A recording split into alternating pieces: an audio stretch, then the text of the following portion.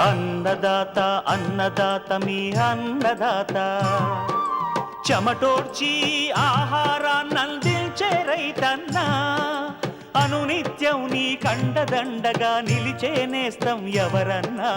అన్నదాత అన్నదాత మీ అన్నదాత.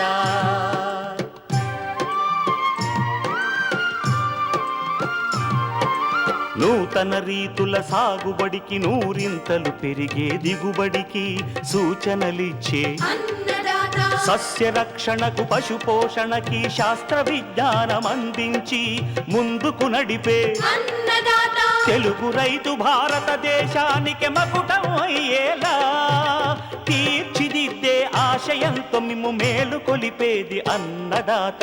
అన్నదాత అన్నదాత మీ అన్నదాత.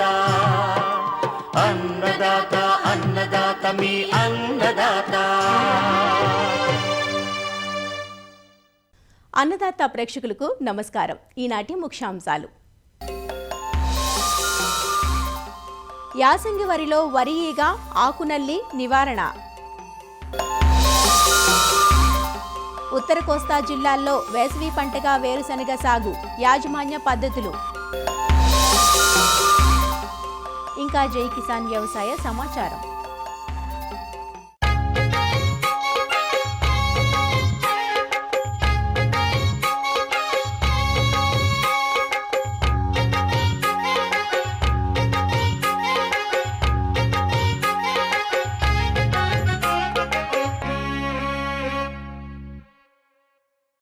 తెలంగాణ జిల్లాల్లో నీటి లభ్యత ఉన్న రైతులు యాసంగి వరిని సాగు చేస్తున్నారు. అలా సాగు చేస్తున్న పైరు పలు దశల్లో ఉంది. ఈ సీజన్లో ఉండే అధిక ఉష్ణోగ్రతల వల్ల యాసంగి పంటలో వరి ఈగ, ఆకునల్లి వంటి చీడల సమస్య ఒక్కో ఏడాది కనిపిస్తూ ఉంటుంది.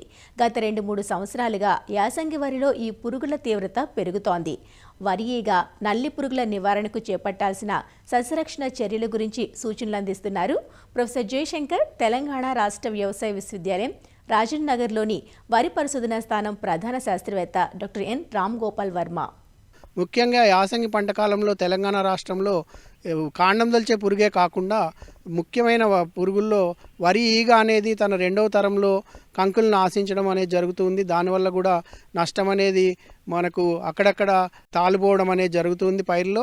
దానివల్ల రైతాంగం అవగాహన లేక నష్టపోతూ ఉన్నారు.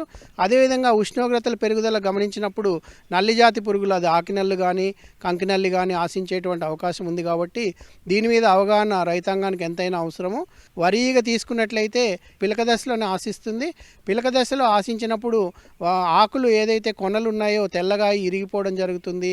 అదేవిధంగా ఆకుల మీద చిన్న చిన్న రంధ్రాలు, తెల్లటి రంధ్రాలు కూడా గమనించడం జరుగుతుంది.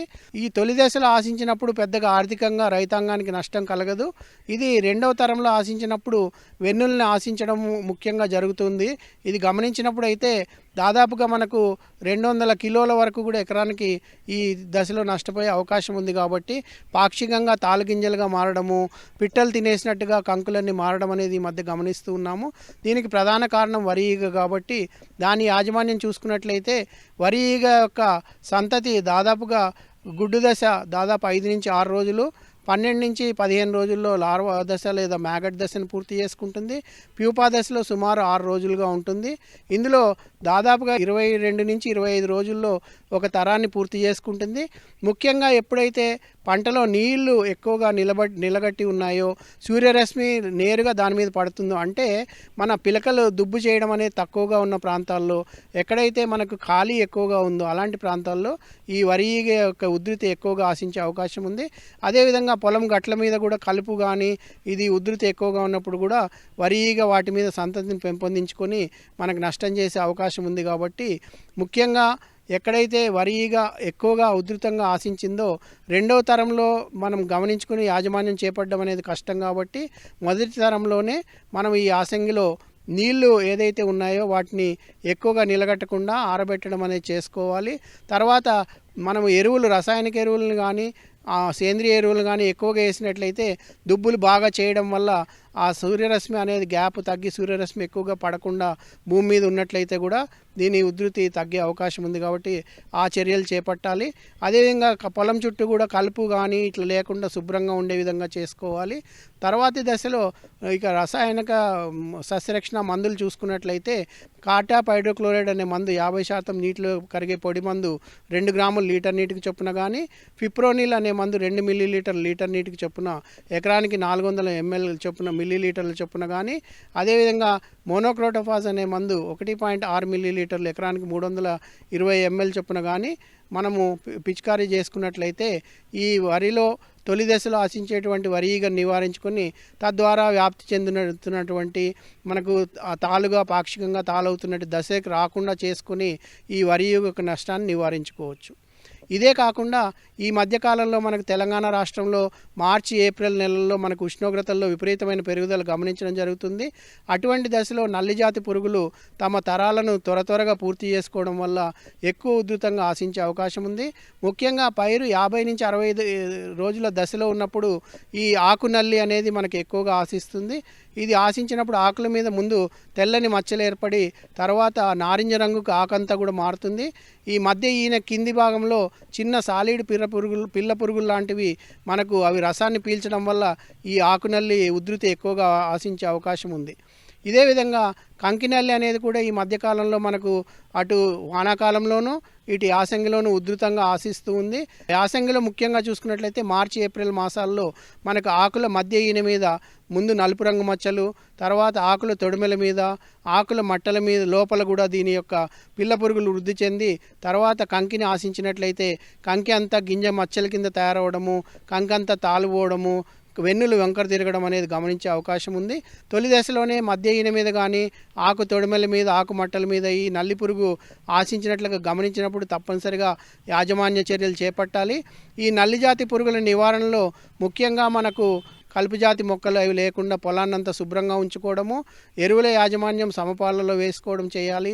అదేవిధంగా నివారణలో చూసుకున్నట్లయితే నీటిలో కరిగే పొడి మందు అనేది 3 గ్రాములు లీటర్ నీటికి చొప్పున 600 గ్రాములు ఎకరానికి చొప్పున కలుపుకొని మనం పిచికారీ చేసుకున్నట్లయితే ఈ ఆకునల్లి అనే దాన్ని సమర్థవంతంగా నివారించుకోవచ్చు. కంకినల్లి నివారించుకోవాలన్నట్లయితే స్పైరోమెసిఫెన్ అనే మందు మనకు అందుబాటులో ఉంది. 1 మిల్లీలీటర్ లీటర్ నీటికి చొప్పున 200 మిల్లీలీటర్లు ఎకరానికి చొప్పున కానీ, ప్రొపార్గైట్ అనే మందు 1 గ్రాము లీటర్ నీటికి చొప్పున 200 గ్రాములు ఎకరానికి చొప్పున కానీ, ఈ రెండిట్లో ఏదన్నా ఒకదాన్ని మనము మార్చి కొట్టుకున్నట్లయితే ఈ కంకినల్లిని కూడా సకాలంలో నివారించుకోవచ్చు. ఒక్కొక్కసారి మనకు మార్చి మాసంలో మంచు కూడా కొన్ని ప్రాంతాల్లో కురవడం అనేది ఈ మధ్య వాతావరణ మార్పుల వల్ల గమనిస్తున్నాం. అటువంటప్పుడు కంకినల్లితో పాటు కూడా ఈ గింజమచ్చ తెగుళ్ళు కూడా ఆశించే అవకాశం ఉంది. కాబట్టి అలా మంచు కురిసే ప్రాంతాల్లో ఈనిక దశలో కనుక పైరు ఉన్నట్లయితే 1 మిల్లీలీటర్ లీటర్ నీటికి స్పైరోమెస్ఫెన్తో పాటుగా ప్రాపికోనజోల్ అనే మందు 1 మిల్లీలీటర్ లీటర్ నీటికి కానీ, తర్వాత ట్రైఫ్లాక్సిస్ట్రాబిన్ ప్లస్ టెబికోనజోల్ అనే మందు 0.4 గ్రాములు లీటర్ నీటికి చొప్పున కానీ కలిపి మనం పిచికారీ చేసుకున్నట్లయితే అటు కంకినల్లిని ఇటు గింజమచ్చ తెగులను నివారించుకొని మంచి నాణ్యమైన దిగుబడులు సాధించి మార్కెట్లో మనము ఈ యాసంగిలో కూడా మంచి అధిక ధరను పొందే అవకాశం ఉంది.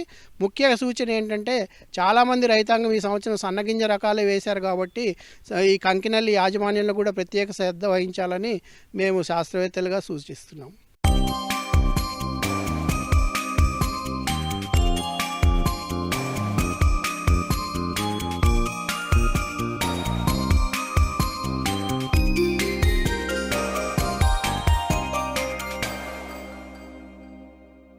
ఖరీఫ్లో వర్షాధారంగా రబీ వేసవి కాలాల్లో ఆరుతడి క్రింద సాగే నూనెగింజల పంట వేరుశనగ. ఆంధ్రప్రదేశ్లో వేరుశనగను రబీ పంటగా డిసెంబర్ మాసంలో, వేసవి పంటగా మార్చ్ ఏప్రిల్ మాసాల్లో విత్తుకుంటారు. ఉత్తర కోస్తా జిల్లాలో గత డిసెంబర్లో కురిసిన అధిక వర్షాలకు రబీ అపరాల పంటలు దెబ్బతినగా పొలాలు ప్రస్తుతం ఖాళీగా ఉన్నాయి. అలాంటి చోట్ల నీటి వస్తూ ఉంటే ఇప్పుడు వేసవి పంటగా వేరుశనగను విత్తుకునే అవకాశం ఉంది. వేసవి వేరుశనగ సాగుకు అనువైన రకాలు, సాగులో పాటించాల్సిన యాజమాన్య పద్ధతులను తెలియజేస్తున్నారు విజయనగరం జిల్లా ఏరువాక కేంద్రం ప్రధాన శాస్త్రవేత్త డాక్టర్ కె లక్ష్మణ్. ఎక్కడైతే నీటి వస్తూ ఉంటుందో దాదాపు ఒక 6 నుంచి 7 నీటి తడులు ఇవ్వడానికి అవకాశం ఉన్న దగ్గర ఈ యొక్క వేరుశనగ పంటని మనం విత్తుకోవచ్చు. ప్రస్తుతం ఈ యొక్క ఫిబ్రవరి మార్చి మాసాల్లో కానీ ఏప్రిల్ 15వ తేదీ వరకు కూడా అంటే ప్రీ ఖరీఫ్గా అంటాము, ఆ విధంగా ఏప్రిల్ 15వ తేదీ వరకు కూడా నీటి వసతి ఉన్న దగ్గర మనం విత్తుకోవచ్చు.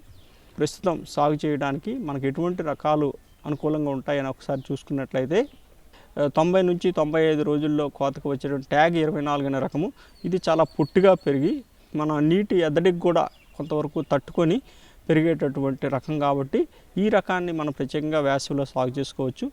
దీంతోపాటు 105 నుంచి 110 రోజుల్లో కోతకు వచ్చేటటువంటి మన తిరుపతి పరిశోధనా స్థానం నుంచి విడుదలైనటువంటి ధరణి అనే రకము కానీ, అదేవిధంగా తిరుపతి పరిశోధనా స్థానం నుంచి విడుదలైన నిత్యహరిత అనే రకం, ఇది కూడా 110 నుంచి 115 రోజుల్లో కోతకు రావడమే కాకుండా వేసవిలో పండించుకోవడానికి కూడా అనుకూలంగా ఉండి మంచి దిగుబడి ఇవ్వగలిగినటువంటి రకం. అదేవిధంగా కదిరి పరిశోధనా స్థానం నుంచి విడుదలైనటువంటి కదిరి 7 కానీ కదిరి 8 కానీ ఈ రెండు వేసుకునే రైతులు కొంచెం తొందరగా ఇప్పుడే ఫిబ్రవరి మాసంలోనే వేసుకున్నట్లయితే మంచిది. ఎందుకంటే ఇది దాదాపు ఒక 120 నుంచి 130 రోజులు కాల పరిమితి ఉంటుంది కాబట్టి, అదేవిధంగా 1-2 నీటి తడులు కూడా ఎక్కువగా ఉండేటువంటి రైతులు ఈ రకాన్ని సాగు చేసుకోవాలి. అదేవిధంగా ఒక విత్తన శుద్ధి అనేది తప్పనిసరిగా చేసుకోవాలి. ట్రైకోడెర్మా విరిడి అయితే 8 గ్రాములు 1 కిలో విత్తనానికి చెప్తున్నా మనం పట్టించుకోవాలి. మందులు చూసుకున్నట్లయితే టెబుకొనజోల్ 2DS అనే మందు ఒక రోజు ముందు విత్తన శుద్ధి చేసుకోవాలి. అదేవిధంగా వేరుశనగని మనం సాధారణంగా వరుసల్లో విత్తుకోవాలి. సాలు తప్పించి సాలు విత్తుకున్నట్లయితే మొక్కకి 10 సెంటీమీటర్ల దూరంలో వరుసకి దాదాపు 1 అడుగు దూరం వరకు వచ్చి పంట కూడా బాగా అది పెరిగేదానికి కూడా ఆస్కారం ఉంటుంది. సరైనటువంటి స్పేస్ కూడా దానికి దొరుకుతుంది.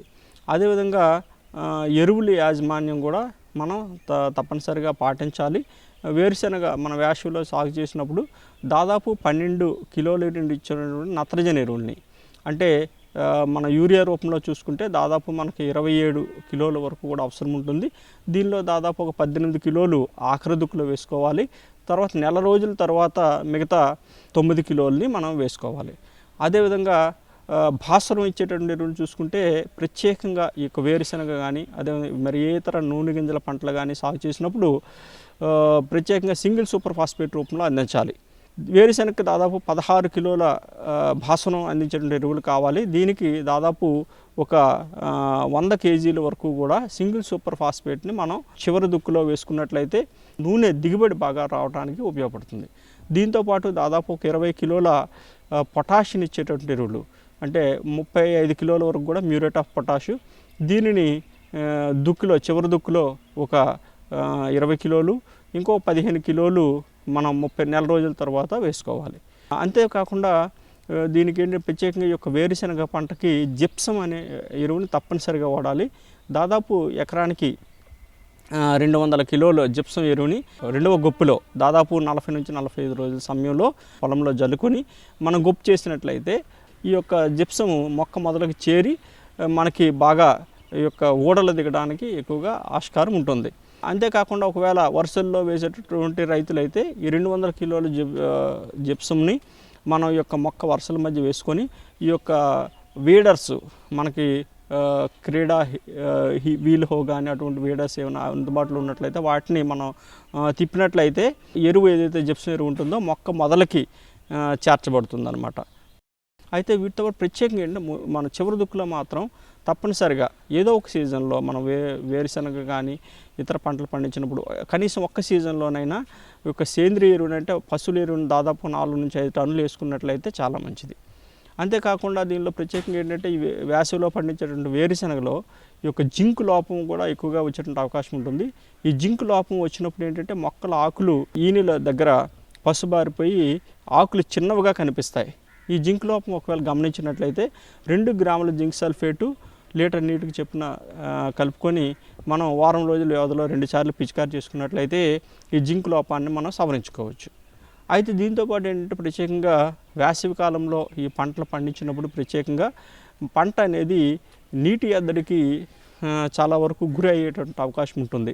కాబట్టి నీటి ఎద్దడికి గురి కాకుండా ఆ స్ట్రెస్ నుంచి కోలుకోవడానికి ఏంటంటే ప్రత్యేకంగా నీటిలో కరిగేటటువంటి పోషకాలని మన ఆకుల ద్వారా కానీ అందించినట్లయితే పంట ఏపుగా పెరిగేటటువంటి అవకాశం ఉంటుంది.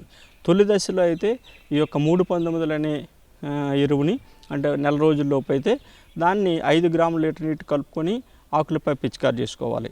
అదేవిధంగా తరువాతి దశలలో అంటే పంట విత్తినటువంటి 60 నుంచి 70 రోజులు ఆ సమయంలో అయితే పొటాషియం నైట్రేట్ అనే మందుని మల్టీకి అని అంటాము. దీన్ని 5 గ్రాముల లీటర్ నీటికి చొప్పున కలుపుకొని పంటపై పిచికారి చేసుకోవాలి. ఈ విధంగా మనం ఈ పంట నీటి ఎద్దడికి కానీ ఒత్తిడికి కానీ గురి కాకుండా పోషక యాజమాన్యం అనేది తప్పనిసరిగా చేపట్టాలి. అంతేకాకుండా కలుపు నివారణ కూడా ఒక ప్రధానమైన అంశం. దీనికి తప్పనిసరిగా 2 నుంచి 3 దుక్కులు చేసుకోవడం కానీ అదేవిధంగా అంతర్కృషి అనేది తప్పనిసరిగా చేపట్టాలి. వేరుశెనగ సాగు చేసినటువంటి రైతులు విత్తినటువంటి 30 రోజుల్లో సమయంలో ఒకసారి, అదేవిధంగా 40 నుంచి 45 రోజుల సమయంలో ఒకసారి అంతర్కృషి చేసినట్లయితే గాలి కూడా బాగా వేర్లకు తగలడం ద్వారా ఈ యొక్క పెరుగుదల బాగా వస్తుందన్నమాట. ఒకవేళ ఈ అంతర్కృషి చేయలేనటువంటి రైతులు కలుపు మందుల్ని పిచికారి చేసుకోవచ్చు.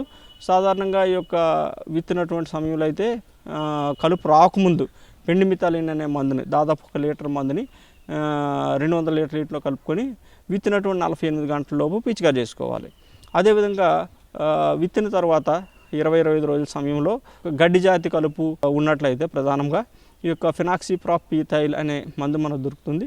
ఇది 250 మిల్లీలీటర్లు 200 లీటర్ నీటిలో కలుపుకొని పిచికారి చేసుకోవాలి. ఒకవేళ గడ్డి జాతి కలుపుతో పాటు వెడల్పాటి జాతి కలుపు అన్ని రకాలైన కలుపు ఉన్నట్లయితే ఇమాజితఫిర్ అనే మందు మనకు లభిస్తుంది. ఇది 250 మిల్లీలీటర్లు 200 లీటర్ నీటిలో కలుపుకొని పిచికారి చేసుకోవాలి. ప్రత్యేకంగా ఈ వేసవిలో సాగు చేసేటటువంటి పంటలో ఈ యొక్క నీటి ఎద్దడికి ఎక్కువగా గురయ్యేటువంటి అవకాశం ఉంటుంది. కాబట్టి ప్రతి వారం నుంచి 10 రోజులకు ఒకసారి తప్పనిసరిగా నీటి తడులు ఇవ్వాలి.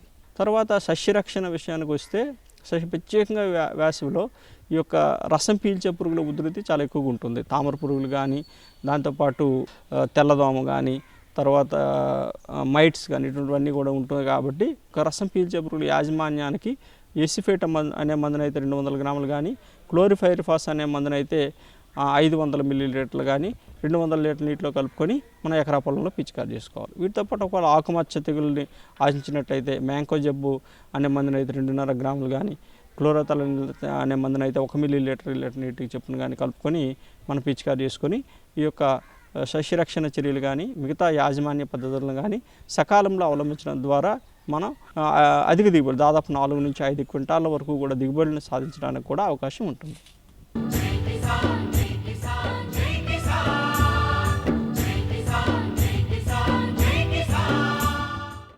వ్యవసాయ సమాచారం ఇప్పుడు జై కిసాన్లో చూద్దాం.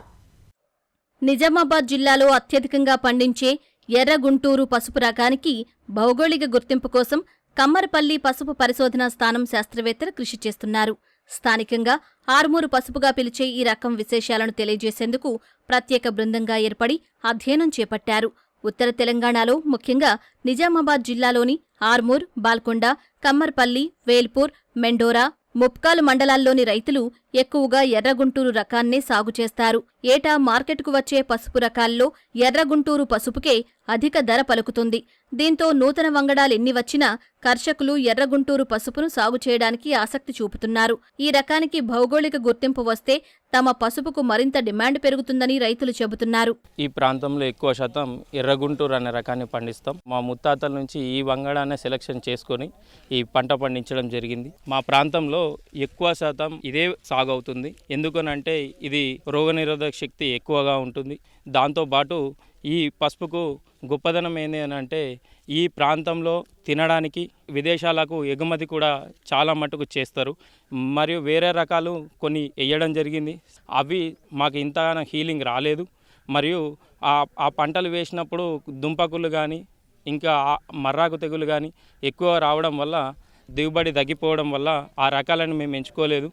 మరియు ఈ ఎర్రగుంటూరు అనే రకము మంచి గుర్తింపు వచ్చి మాకు జియో ట్యాగింగ్ వల్ల ఒక 10-20% రేటు అధికంగా పోతే మా రైతులకు ఎంతోగానో లాభం జరుగుతుంది. ఎర్రగుంటూరు రకం పండిస్తాం మేము. ఎకరానికి దగ్గర మాకు ఇది వచ్చేసి 200 క్వింటాల పచ్చి పసుపు వస్తుంది.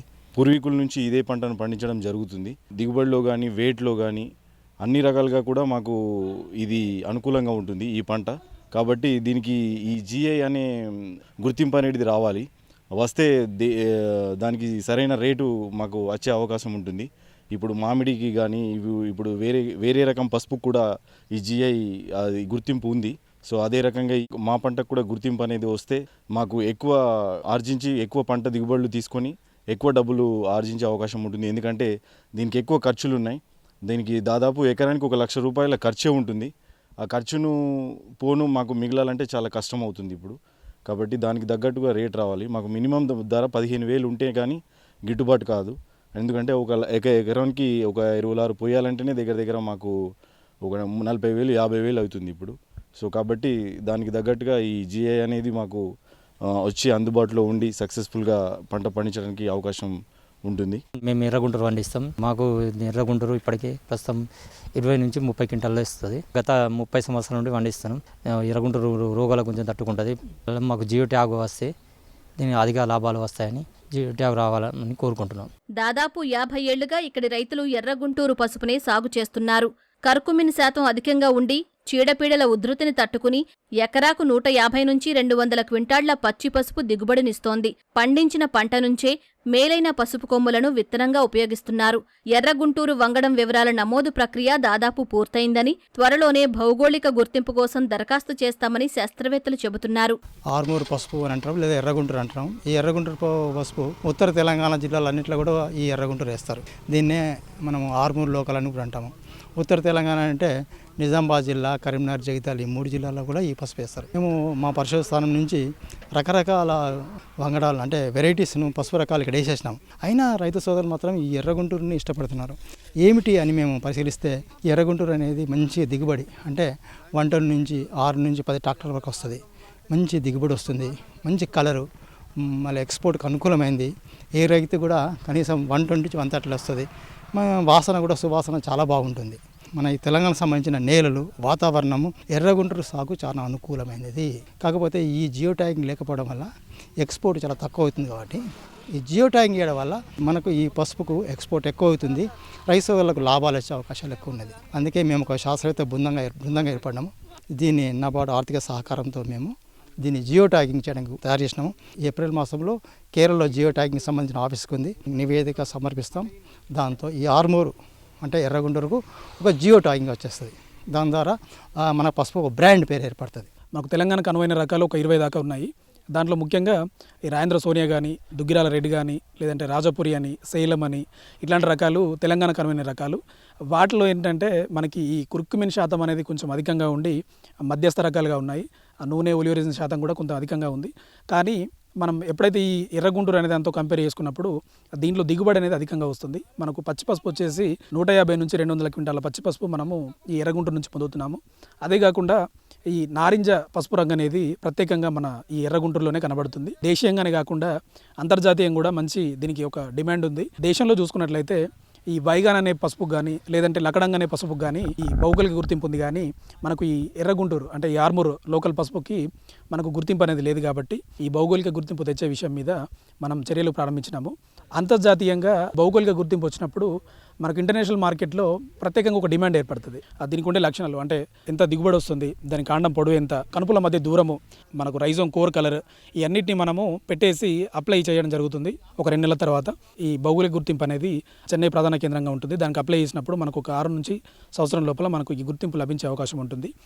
దీనివల్ల రైతులకు చాలా లాభమే ఉండడమే కాకుండా ఎగుమతులు కూడా చాలా వరకు పెరిగే అవకాశం ఉంటుంది. ఎర్రగుంటూరు పసుపుకు భౌగోళిక గుర్తింపు వస్తే తమ పసుపుకు మంచి డిమాండ్ ఏర్పడడమే కాకుండా ఎగుమతి అవకాశాలు విస్తరిస్తాయంటూ రైతులు ఆశాభావం వ్యక్తం చేస్తున్నారు.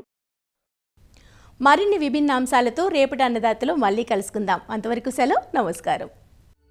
అన్నదాతలు తమ సందేహాలు, సమస్యలను 1800-425-4085 టోల్ ఫ్రీ నంబర్లో ఉదయం 10 నుంచి 11 గంటల మధ్య పని దినాలలో సంప్రదించగలరు. ఈ కార్యక్రమాన్ని యూట్యూబ్లో www.youtube.com/అన్నదాత ఈటీవీ లింక్ ద్వారా వీక్షించవచ్చు. అన్నదాత కథనాలు ఈటీవీ విన్ మొబైల్ యాప్లోనూ వీక్షించండి.